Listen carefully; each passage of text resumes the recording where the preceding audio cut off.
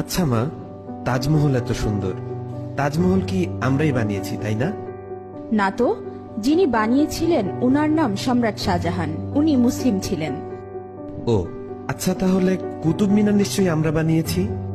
না না, উনিও মুসলিম ছিলেন, উনার নাম কুতুবউদ্দিন আইবেক।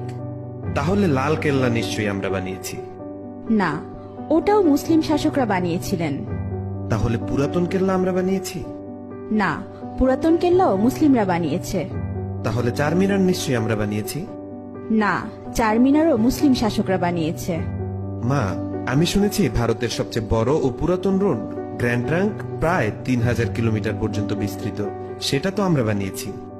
না না, গ্র্যান্ড ট্রাঙ্ক রোড আমরা বানাইনি। গ্র্যান্ড ট্রাঙ্ক রোড এক মুসলিম শাসক বানিয়েছেন, উনার নাম শেরশাহ।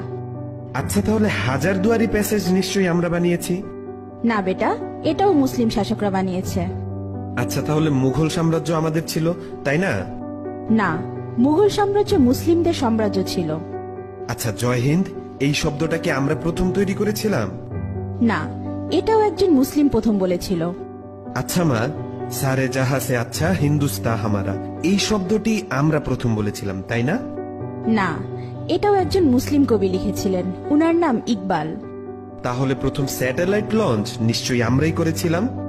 জি না, ভারত অনেকবার স্যাটেলাইট লঞ্চ করেছিল, কিন্তু প্রতিবারই ফেল হয়েছে। এরপর এপিজে আবুল কালাম আজাদ প্রথমবার সাকসেসফুল ভাবে স্যাটেলাইট লঞ্চ করেছিলেন। উনি না থাকলে আজ ভারত স্যাটেলাইট লঞ্চ করতে পারত না। তাহলে পারমাণবিক অস্ত্র নিশ্চয়ই আমরা বানিয়েছি?